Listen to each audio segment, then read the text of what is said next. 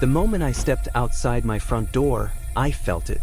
Eyes watching me, judgment hanging heavy in the air, like I had already done something wrong. At first, it was little things. A warning note was tucked under my windshield. A letter slipped into my mailbox with bold words about violations. I brushed it off, thinking it was just a mistake. But then it escalated. Overnight, my yard became a battleground. Strange cars parked outside my house at odd hours. Strangers snapping photos of my windows. And then, the final blow, a group claiming to be HOA enforcement officers stormed onto my property, flashing fake badges, shouting threats, and demanding my compliance. What they didn't know was that they had chosen the wrong person to intimidate. Because I wasn't just another homeowner. I had my badge. And this time, their little power game was about to explode in a way they could never imagine.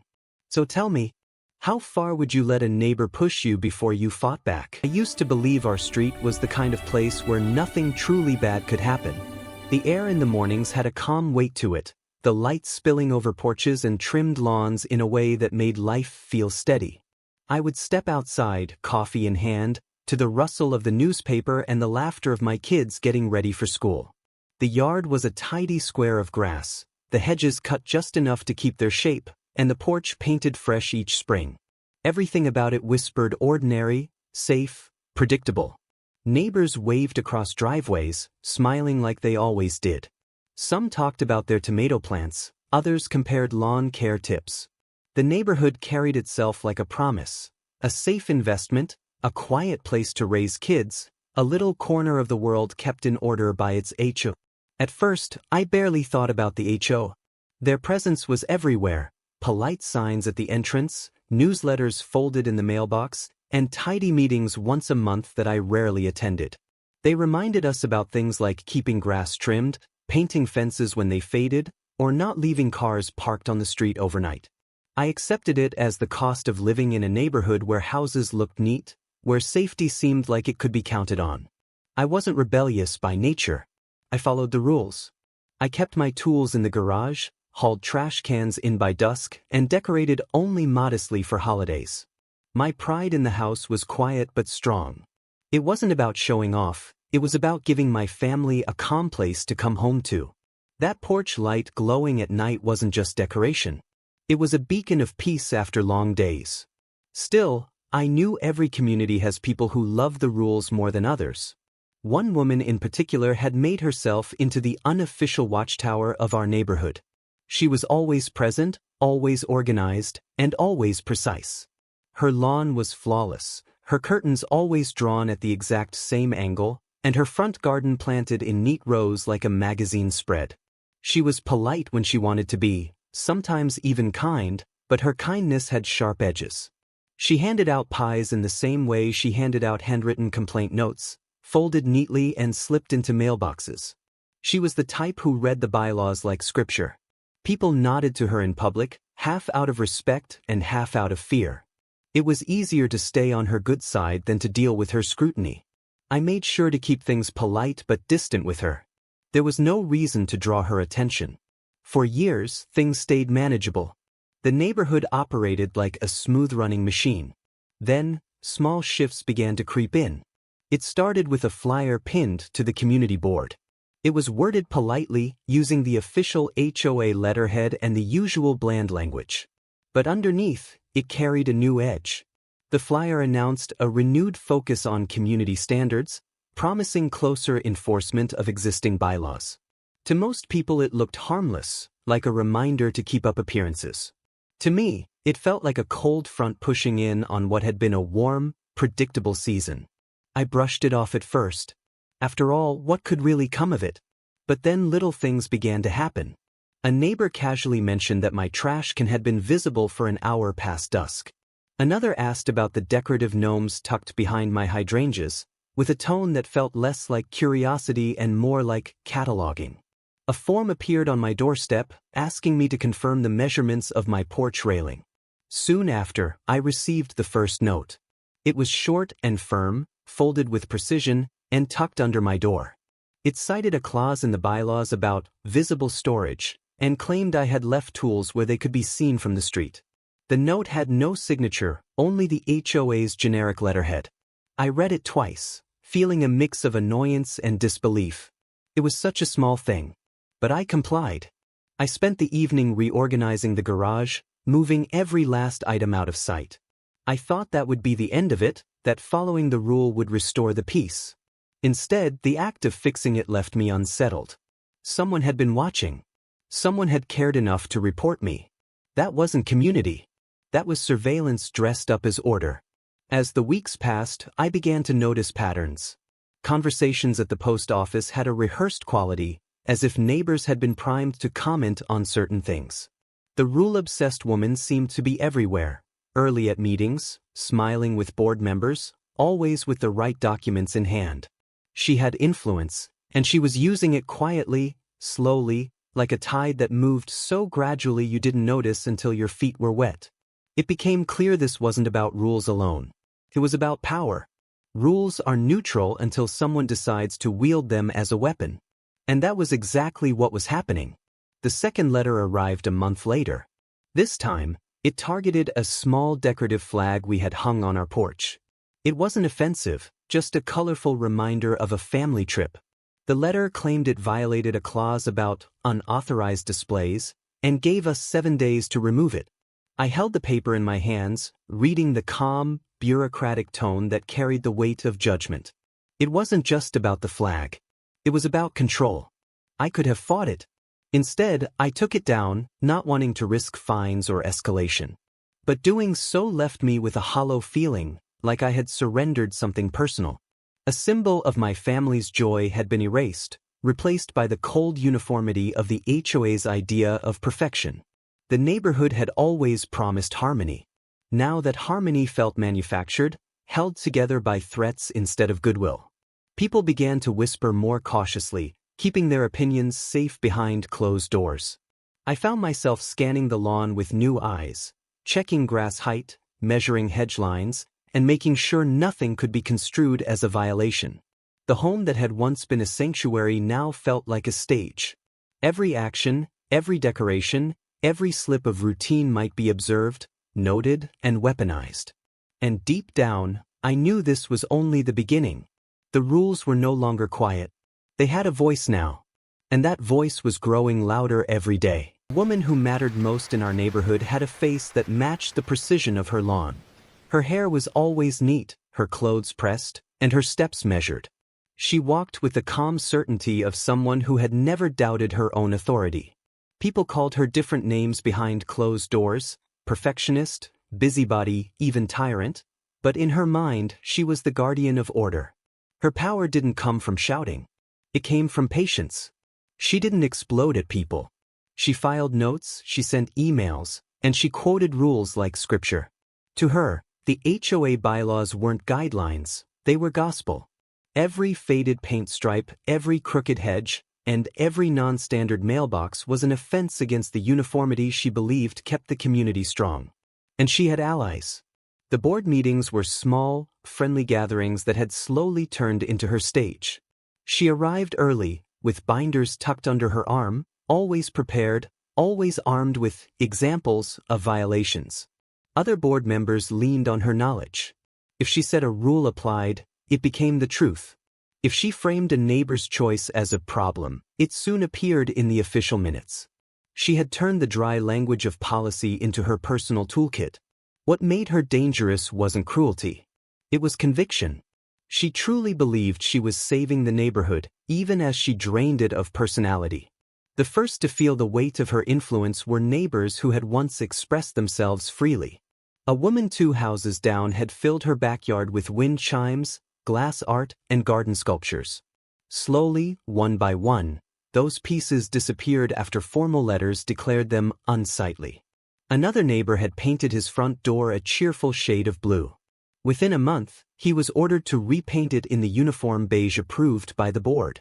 People complied. Not because they agreed, but because the process was exhausting. Every protest led to another form, another hearing, another fine. Resistance meant attention. And attention was what everyone feared most. The shift was subtle, but I noticed it. Porches that had once been decorated with flowers or holiday lights became bare. Yards grew more uniform. Conversations that had once been lighthearted turned cautious. Neighbors learned to speak in whispers when they criticized the board. I told myself to stay neutral, to follow the rules closely enough to avoid notice.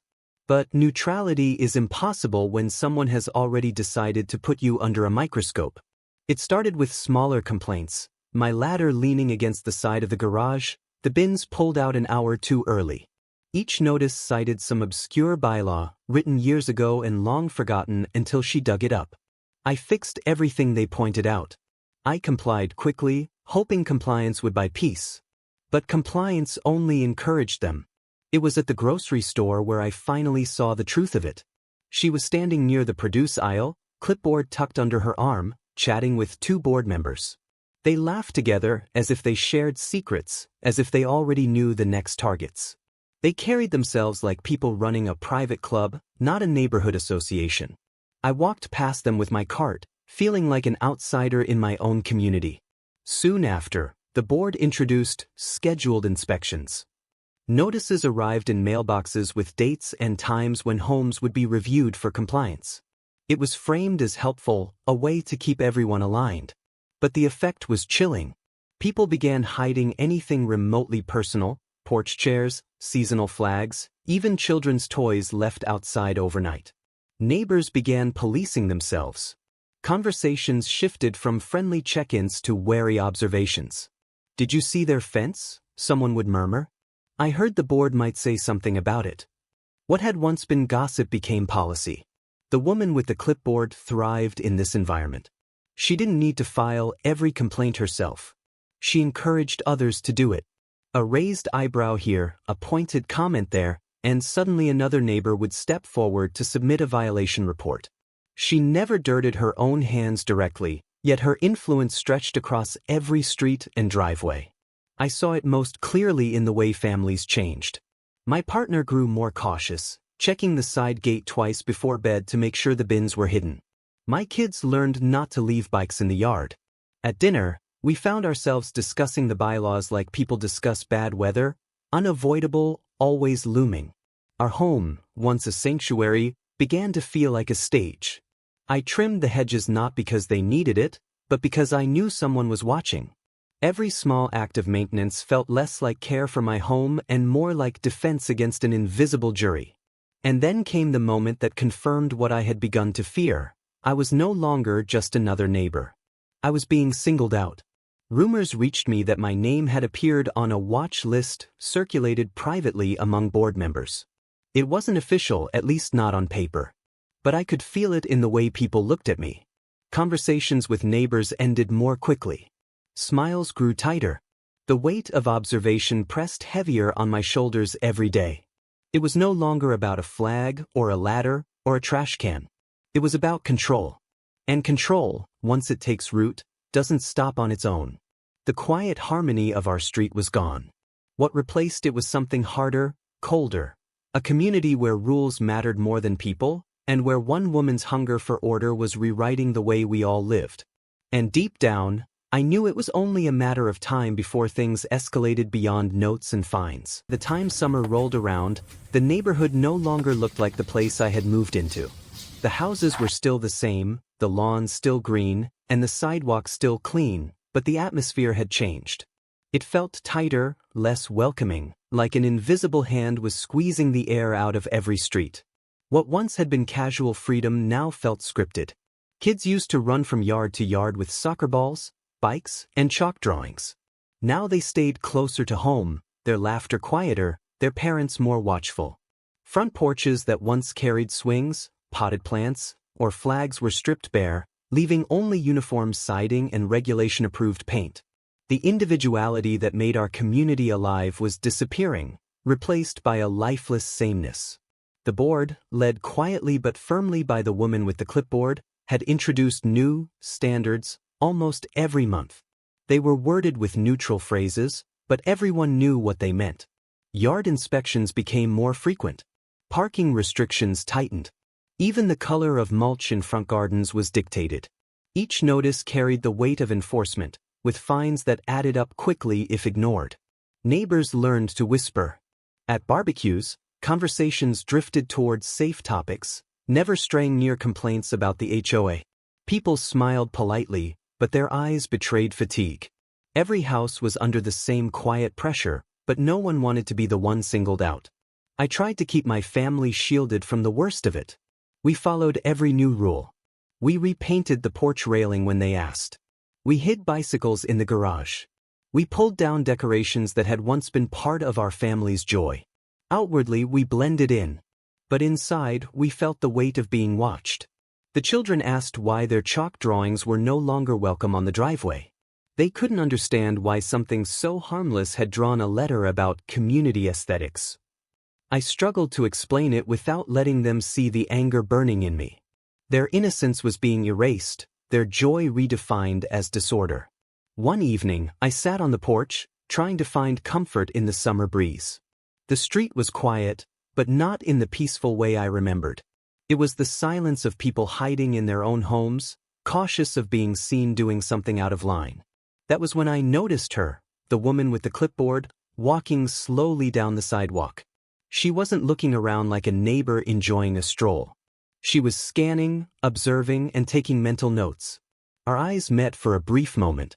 She didn't smile. She didn't nod. She just moved on, as if I were a box to be checked, another house to be evaluated.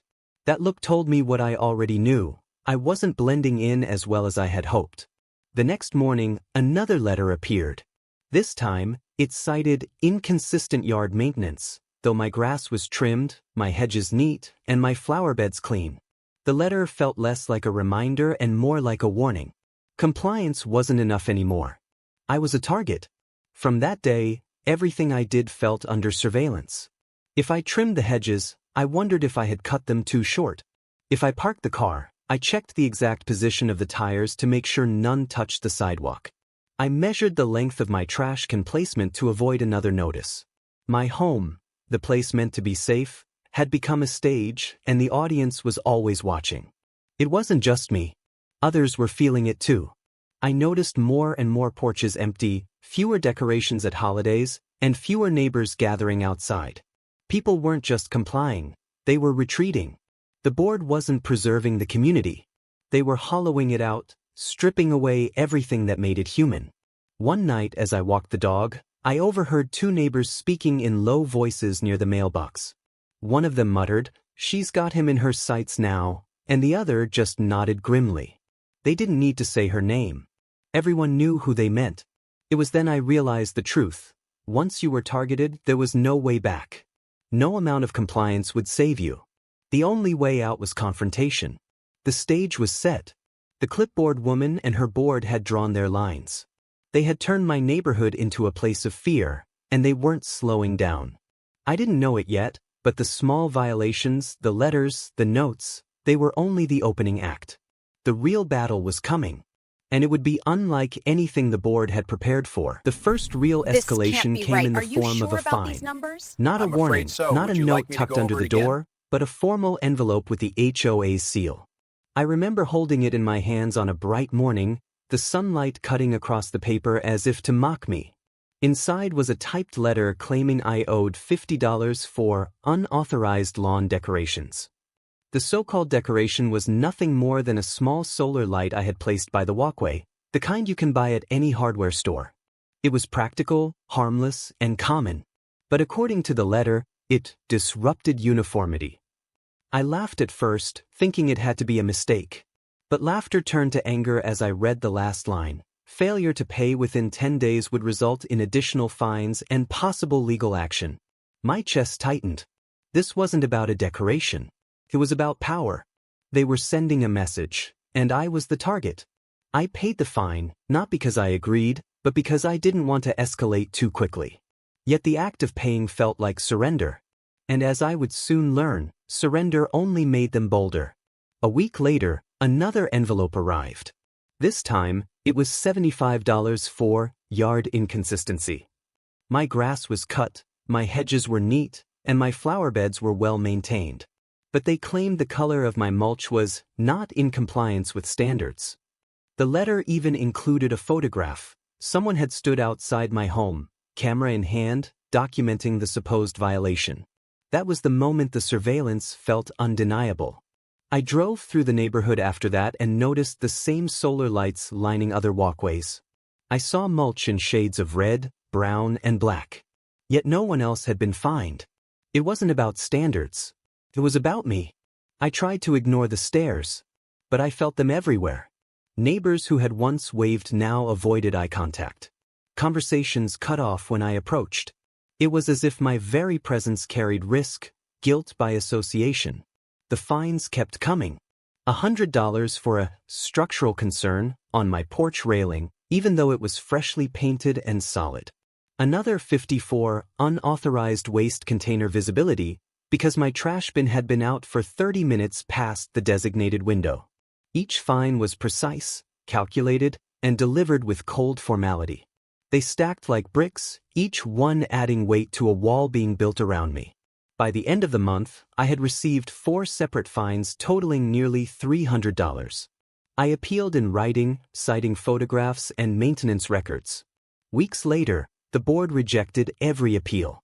Their reasoning was vague, hidden behind legal language that offered no way out. I began keeping a notebook, logging every fine, every letter, and every strange occurrence.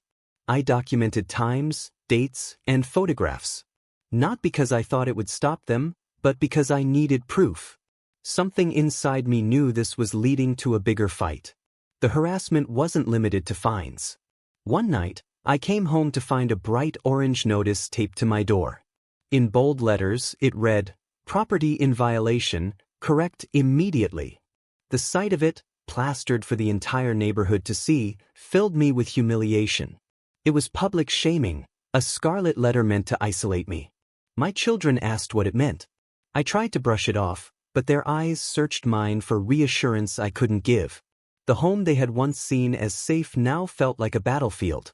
Neighbors began whispering more openly.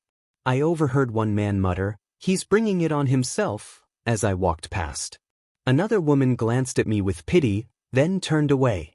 The narrative was being written, and I was the villain. I tried reaching out to a board member directly, hoping reason might break through the wall. But every attempt was met with the same response.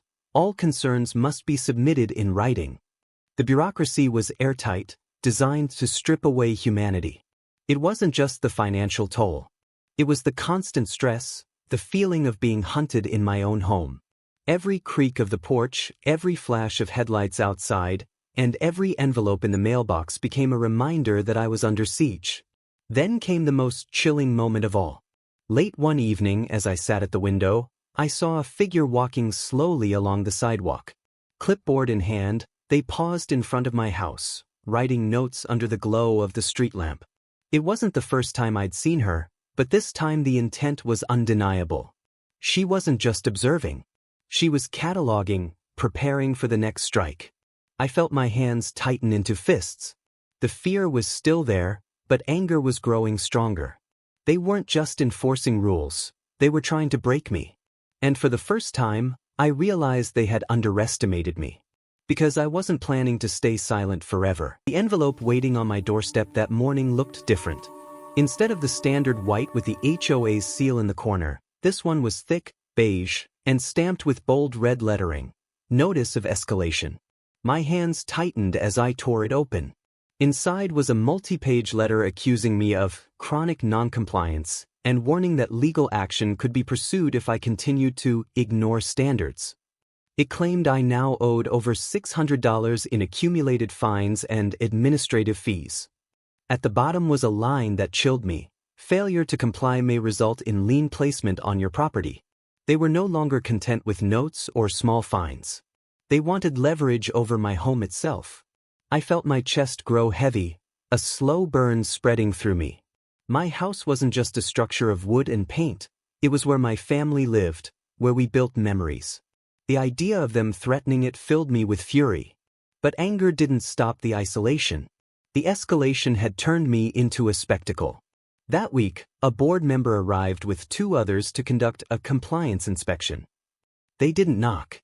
They paced along the sidewalk, pointing at my porch, scribbling notes, and snapping photos as if I were a criminal. I stood inside, watching through the blinds, the humiliation burning. Later that evening, I discovered they had posted a new notice on the community bulletin board at the entrance. My house number was listed under "Properties Under Review." The words were vague, but the effect was sharp. Anyone entering the neighborhood now saw my address marked like a scarlet letter. Neighbors noticed. A man who used to chat with me about yard work now crossed the street to avoid me. Parents told their kids not to play near our driveway. The board wasn't just enforcing rules. They were writing a narrative, turning me into the villain of their story. The fines piled higher. Another 100 for paint discoloration, though the paint was no more faded than any other home. 50 for non-standard porch furniture, though it was the same bench that had sat there for years. Every week, a new excuse appeared, neatly typed, backed by their seal. I appealed again. This time, I went in person. I attended a board meeting held in the sterile community center. Fluorescent lights, folding chairs, and rows of neighbors sitting stiffly as the board members sat at a long table like judges. When it was my turn to speak, I laid out photographs, receipts, and proof that the accusations were false.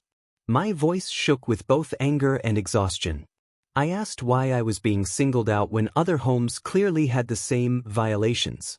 The board listened with blank expressions, flipping papers, whispering to each other. The woman with the clipboard sat near the center, calm, collected, and almost smiling. When I finished, the chairman cleared his throat and simply said, "We'll take your concerns under advisement." A week later, I received their official decision, appeal denied. That night, something inside me cracked. I realized reason wasn't going to work. They weren't looking for fairness. They were looking for compliance through fear. The pressure bled into every part of life. Bills stacked up faster. Family dinners were interrupted by the stress of calculating fines. My partner asked, "What happens if they really do put a lien on the house?" I didn't have an answer. My children, once carefree, whispered about moving somewhere normal.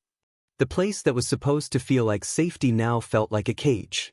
And yet, as much as they wanted me broken, I refused to give them that satisfaction. I started documenting everything more aggressively. I photographed my yard every morning and evening. I scanned every letter. I kept a timeline with details they couldn't erase. It became my shield against the invisible war being waged against me. Then came the moment that turned the simmering tension into a boiling storm. One Saturday morning, I woke to the sound of hammering outside. Confused, I stepped onto the porch and saw two men in safety vests standing near my fence. They claimed they were there on behalf of the HOA to assess structural issues. Without permission, they began tapping the wood, taking measurements, and jotting notes. I demanded to know who had authorized them, but they ignored me. By the time they left, they had marked my fence with orange spray paint, labeling sections with large X's. Hours later, I received another envelope, an official order to replace the fence within 30 days or face additional fines. The estimated cost was thousands of dollars. It was deliberate, calculated, and designed to push me to the breaking point. I stood in the yard that night, staring at the bright orange marks glowing in the moonlight. The fence had stood solid for years. It wasn't about safety. It was about control. They wanted me cornered, financially drained, and emotionally beaten. And for the first time, instead of fear, I felt something else rise up inside me: resolve. They had turned my neighbors against me, humiliated me, threatened my home, and now tried to drain me dry. But they had made one mistake. They believed I was powerless. What they didn't know was that my patience was gone. And soon I would stop playing by their rules. The number I dialed that night wasn't a neighbor's, and it wasn't anyone from the HOA. It was an old colleague, someone who knew me before the porch lights, before the tidy lawns, and before the endless rules. When he answered, his voice carried a mix of surprise and curiosity. I didn't tell him everything, not yet, but I told him enough. Enough for him to say, "Keep records. Don't react. Just be ready." His advice echoed in my mind as I hung up. The next morning, I woke with a plan. If the HOA wanted to bury me under paperwork, I would beat them at their own game. I printed every photograph I had taken, stapled copies of every letter, and filed them into binders. My kitchen table turned into a war room, covered in documents and notes. Each fine became a piece of evidence. Each inspection became an entry on the timeline. I wasn't just defending myself anymore. I was building a case. But the HOA wasn't slowing down. If anything, my refusal to break seemed to fuel them. A week later, a new letter arrived. This one accused me of improper vehicle storage. I stared at the words, baffled, until I realized they meant the truck I parked in my own driveway. The letter claimed trucks of a certain size were not permitted overnight. The absurdity of it burned in my chest. I had owned that truck for years. It had never been a problem before. I parked it in the driveway again the next night, daring them to escalate.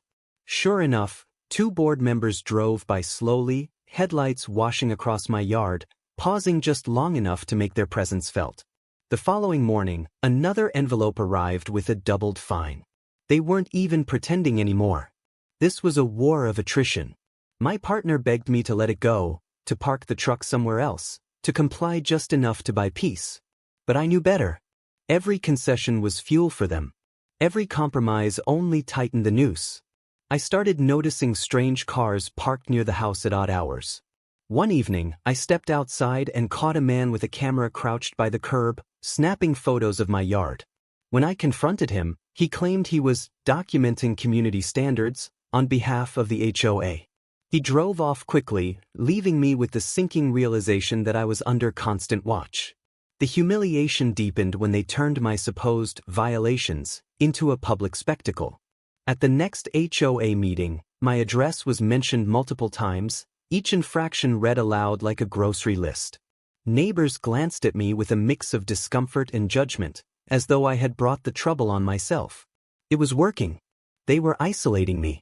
But what they didn't realize was that every attempt to humiliate me only sharpened my resolve. I sat quietly during that meeting, listening, taking notes, and memorizing every phrase. Let them think I was beaten. Let them think I was shrinking under the weight. They had no idea what was coming. Still, the strain at home was undeniable. Bills stacked higher with each fine. My partner's patience frayed. The kids sensed the tension, asking questions I didn't want to answer. I hated the way their laughter had dimmed, the way they whispered instead of playing freely. This wasn't just my fight anymore. It was a fight for their right to live without fear. Then came the breaking point. One afternoon, I returned home to find a large sign staked into my yard. Bold black letters on a white background read, "Property in violation, under review." It was bigger, louder, and far more public than anything they had done before. Cars slowed as they passed. Neighbors stared. Children pointed. My face flushed hot, anger surging like fire through my veins. This wasn't about compliance anymore. This was about humiliation, about turning me into an example. They wanted me broken, begging for forgiveness. Instead, I ripped the sign out of the ground and threw it onto the porch. My hands trembled, but not from fear, from fury. That night, as I added the photos of the sign to my growing binder of evidence, I realized something important. They thought they were tightening the noose. But really, they were building the rope I would use to pull them down. Day started like any other. Sunlight spilled across the street, sprinklers hissed quietly in the distance, and kids rode their bikes along the sidewalks. It should have been normal. But the uneasy silence hovering over my house told me something was coming. It arrived just before noon. I heard the sound of boots on the driveway, sharp and deliberate. When I stepped outside, I froze. 3 men stood there, dressed in dark uniforms with patches that looked official at first glance. They wore belts with holsters and radios clipped to their shoulders, and one of them carried a clipboard. Their expressions were stern, their posture intimidating. "Are you the homeowner?" one asked flatly. I nodded slowly, studying them. Something about the uniforms felt off, too generic, too new, like costumes rather than real enforcement gear. My suspicion grew, but I stayed silent. "We're here to enforce HOA compliance," the man with the clipboard said. He flipped a page, eyes scanning as if reading from a script. "You have multiple outstanding violations. The board has authorized us to issue a final warning." The words hung in the air, absurd yet chilling. These weren't real officers. They were imposters, fake enforcers sent to scare me into submission. The audacity of it almost made me laugh, but the danger was real. My children were watching from the window. Neighbors peeked from their porches. The scene was theater, staged humiliation designed to make me fold. One of the men gestured toward my driveway. If you continue to refuse compliance, we are authorized to escalate. My jaw tightened. They wanted me to tremble. They wanted me to cave under the illusion of authority. But instead, I took a step forward. "You're trespassing," I said firmly, my voice steady. "And unless you have real legal authority, you need to leave." The lead man smirked, clearly expecting me to panic. "We've got authorization from the board. That's all we need." Neighbors' whispers carried across the street. Phones appeared in hands, recording, spreading the spectacle further. The humiliation was sharp, but so was the rage burning in my chest. I reached into my pocket, not for a weapon, but for my phone. Calmly, I began recording. "State your names and identify your agency," I said, my tone cold. The smirk faltered. The man glanced at his companions. For the first time, doubt flickered in their eyes. "Turn that off," he barked. But I didn't. I zoomed in on their badges, their uniforms, and their faces. If you're real officers, you have nothing to hide. If you're not, you're impersonating law enforcement. That's a crime. The silence that followed was heavy, broken only by the hum of a lawnmower down the street. My neighbors, once passive spectators, leaned closer, their curiosity sharpening. They could see it too, the cracks in the performance, the false authority unraveling under scrutiny. The men shifted uncomfortably. One muttered something about, "just doing our job," but the confidence was gone. They turned, muttered among themselves, and after a tense pause, began walking back toward the street. As they left, I kept recording until they climbed into a plain white SUV and drove off. No logos. No plates that suggested anything official. Just 3 imposters in cheap uniforms, fleeing the scene of their failed intimidation. The adrenaline coursed through me long after they disappeared. My hands shook, but not from fear. From the realization that the HOA had crossed a line so outrageous, it bordered on criminal. That night, I sat at the kitchen table, binder open, documents spread across the surface. But now I had something far stronger than fines or letters. I had video proof.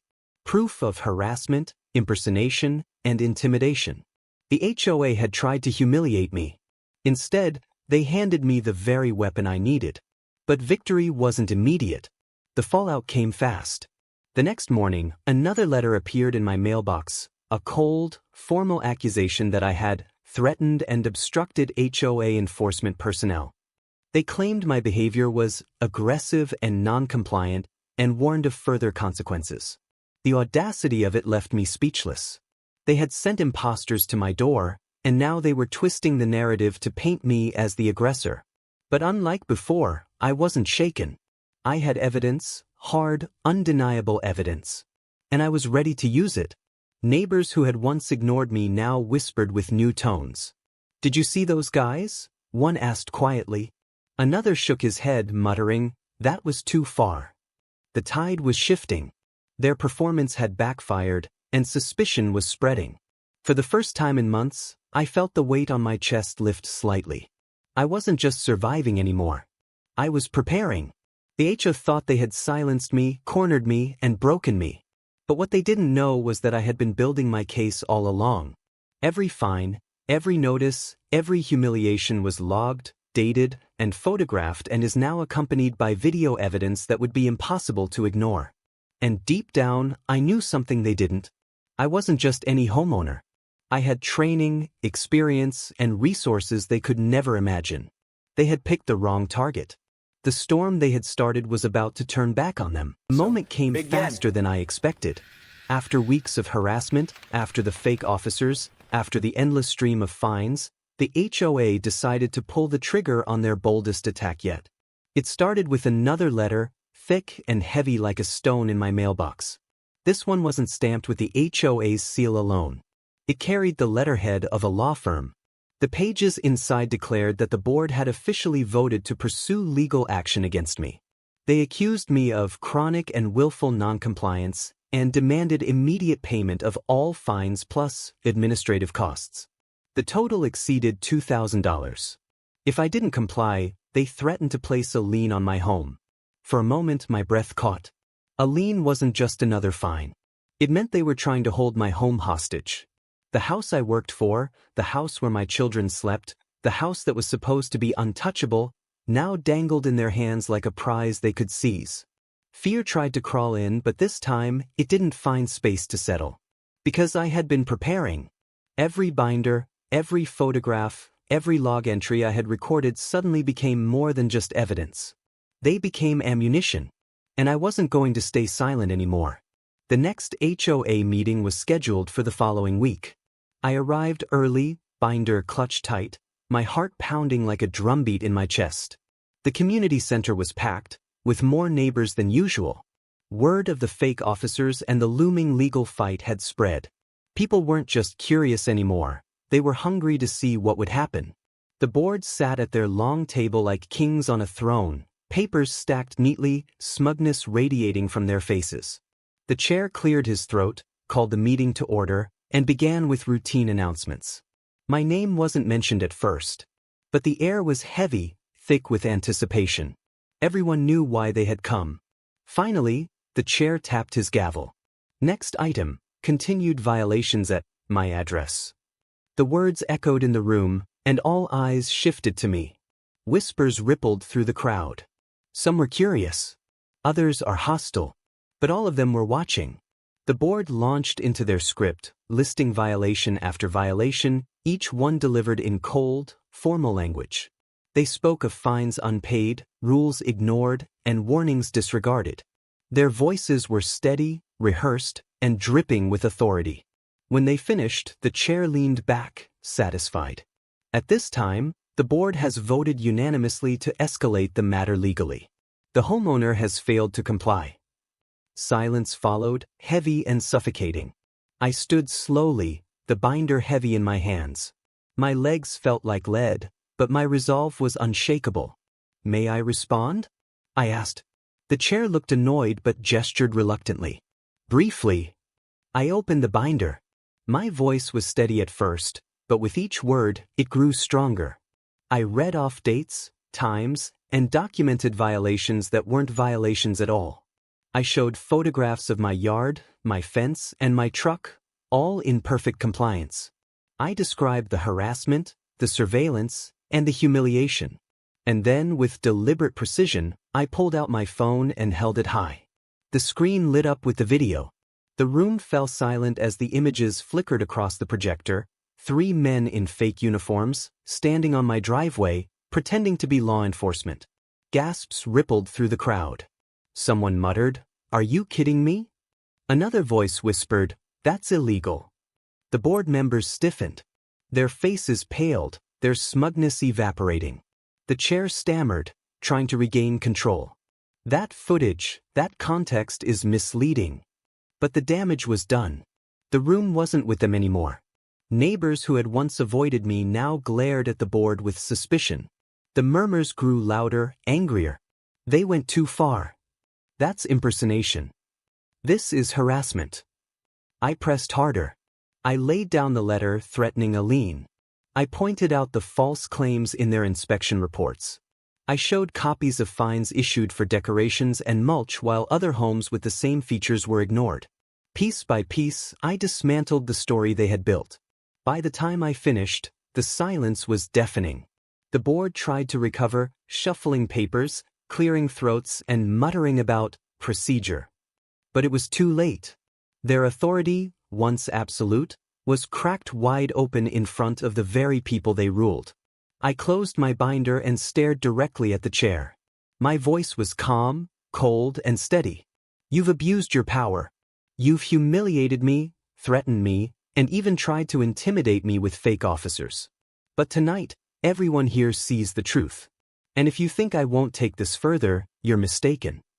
For the first time, I saw fear flicker in their eyes. The chair leaned into the microphone, his face flushed, his voice tight with anger. You think this video changes anything? You are still in violation. And if you refuse to comply, we will ensure you are removed from this community." Gasps erupted across the room. The word hung heavy in the air, removed. It wasn't just about fines anymore. It was exile. Expulsion. A threat so bold that even the neighbors who had been silent began to stir. Removed? "He lives here," someone shouted from the back. "This is going too far," another voice snapped. A wave of murmurs rippled through the crowd, some angry, some fearful. The chair slammed the gavel, demanding order, but the mask of control had slipped. The board weren't calm, composed leaders anymore. They were desperate, scrambling, their power unraveling under the weight of their own arrogance. I felt my pulse thundering in my ears, but I didn't flinch. Slowly, deliberately, I stepped forward and placed the binder on the table in front of them. The sound echoed like a challenge. "You can threaten me all you want," I said, my voice low but steady. "But this binder, these documents, and this video aren't just for show. I've already made copies. I've already spoken to legal counsel. And if you push me any further, I will take every one of you to court for harassment, intimidation, and fraud." The word, fraud, landed like a hammer. A few board members stiffened, glancing nervously at each other. One of them, the woman with the clipboard, looked pale, her smug smile gone. I turned to face the audience now, not the board. "For months, they've told you I'm the problem. That I'm non-compliant, a troublemaker, a threat to your standards. But what you just saw shows the truth. They sent imposters to my home. They fabricated violations. They threaten my family. If they can do it to me, they can do it to any one of you." The murmurs turned into a buzz, louder this time. Heads nodded. Eyes narrowed at the board. The tide was shifting. The chair's gavel slammed again, but his voice cracked as he tried to regain control. "This meeting is adjourned," he barked. "All further matters will be handled legally." But it was too late. The room was alive now, no longer obedient, no longer docile. Neighbors began talking openly, some calling out their own frustrations. "I got a fine for my garbage bin," one man said. "They charged me for a flower pot," another woman cried. The grievances, once whispered in private, spilled into the open like floodwaters. The board tried to retreat, shuffling their papers and avoiding eye contact, but the atmosphere had changed. Authority no longer rested with them. It had shifted to the crowd, to the people who were finally realizing how much control they had surrendered. I didn't move, didn't shout, and didn't need to. I simply stood there, binder in hand, as the board's carefully crafted image unraveled before everyone's eyes. But I knew this wasn't over. That night, back at home, the adrenaline still raced through my veins.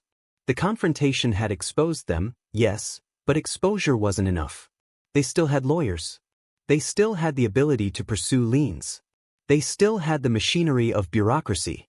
I sat at the kitchen table, binder open, video replaying on my phone. My partners sat across from me, worry etched into their face. "Do you think this will be enough?" they asked. I leaned back, exhaling slowly. "Not yet. But they've overplayed their hand. And now, I'm going to use that."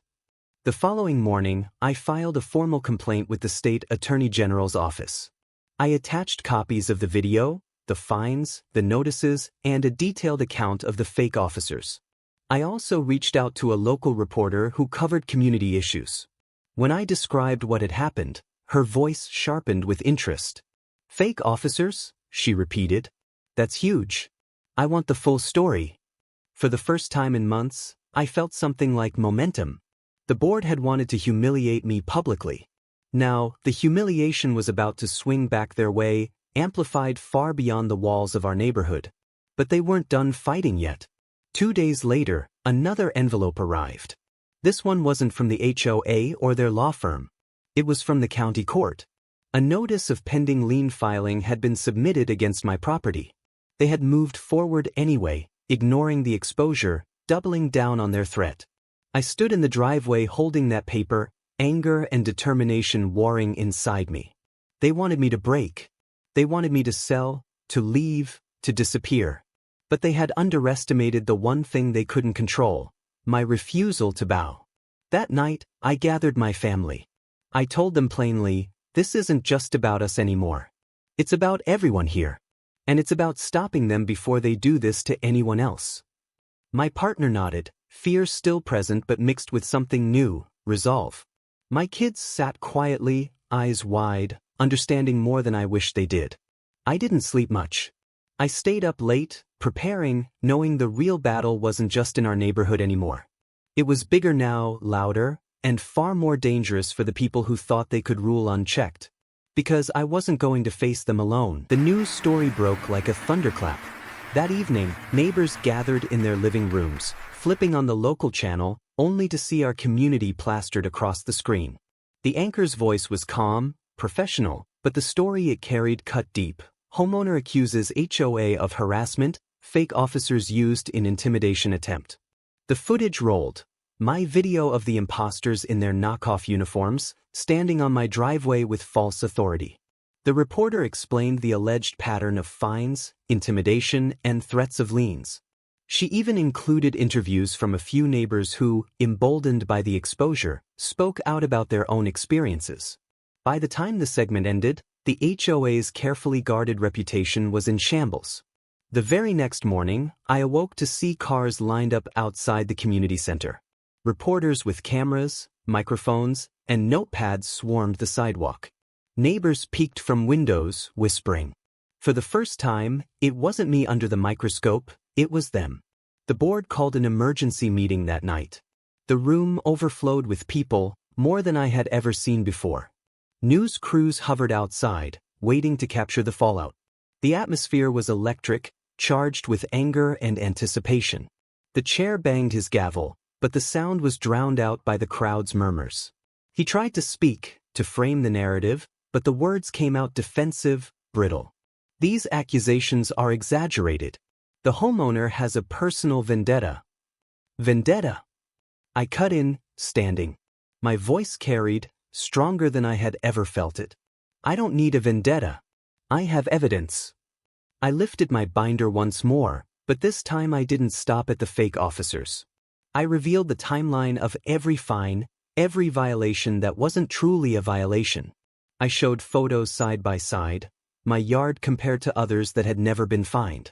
I read aloud the threatening letter about the lien, holding up the official document for all to see. The room erupted. Neighbors shouted, some at the board, some in shock, some in anger.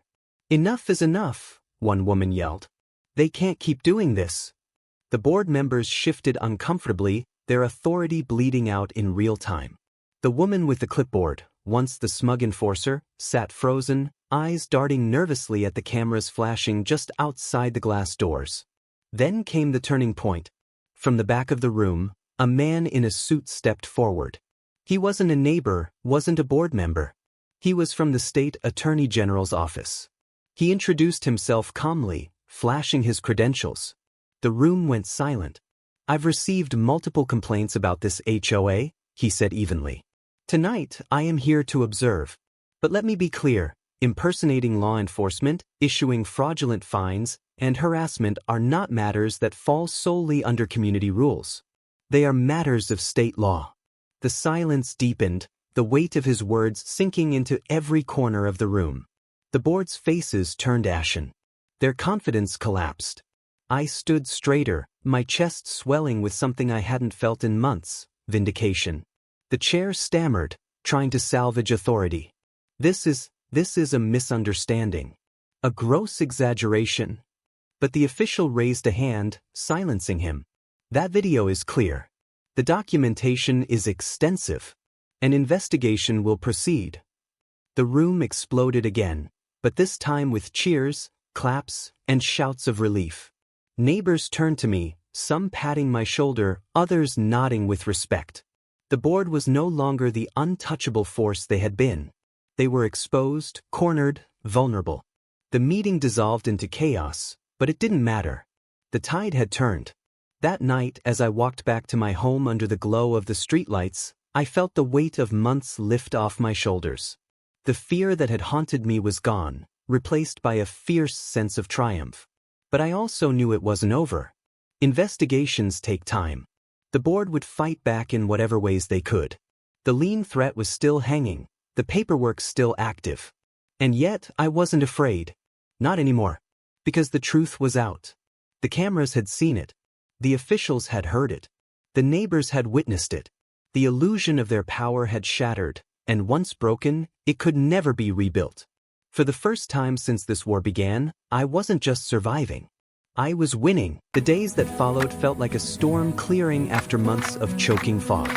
For so long, the board had ruled through fear, fines, and whispered threats, but now the silence outside my window was different.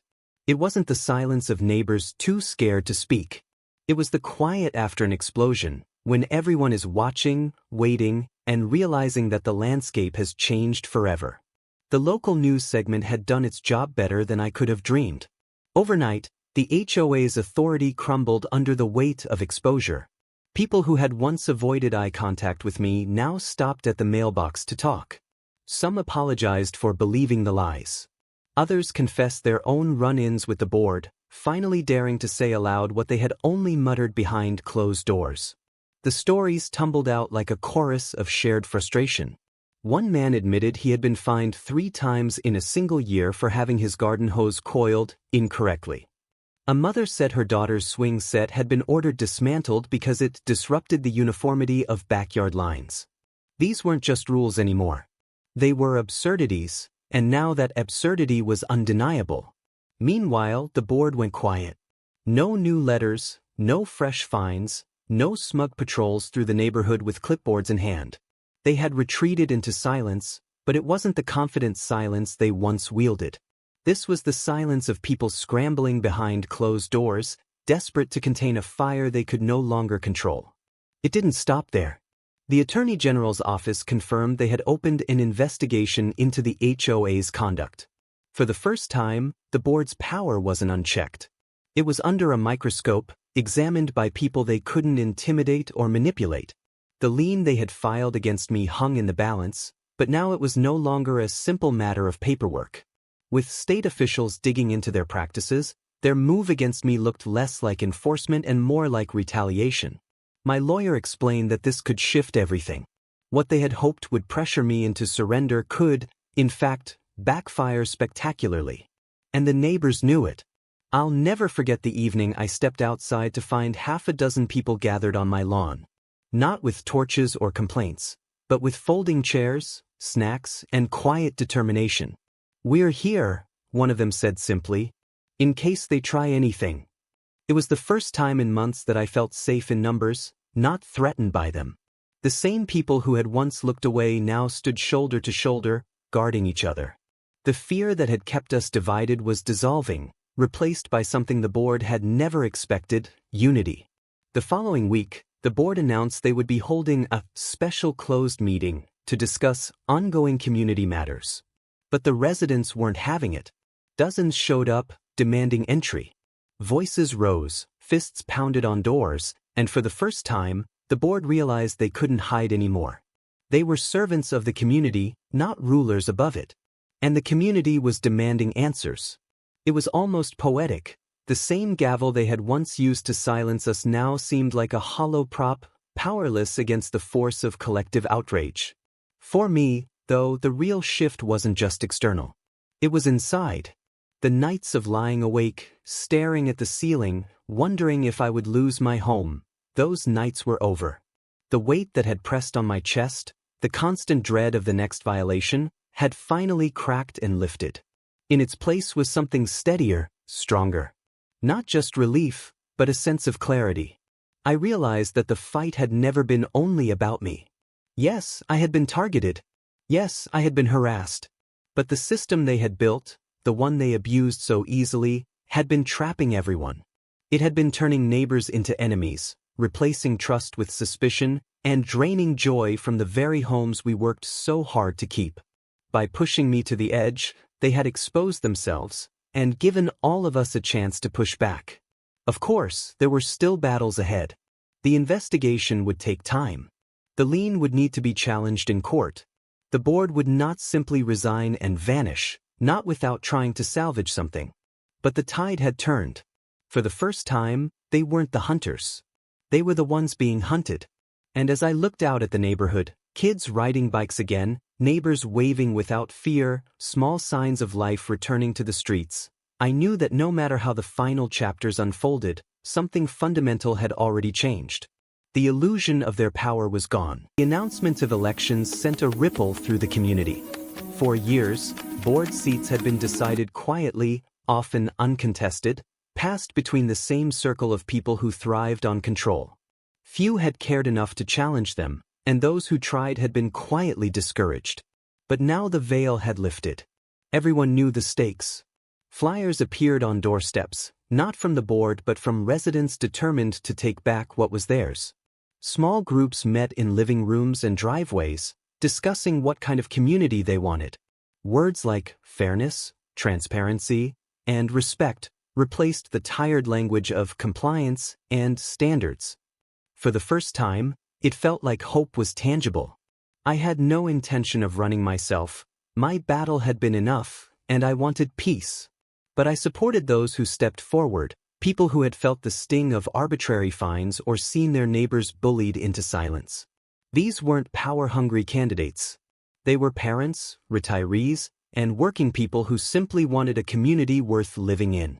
When election day came, the turnout was staggering.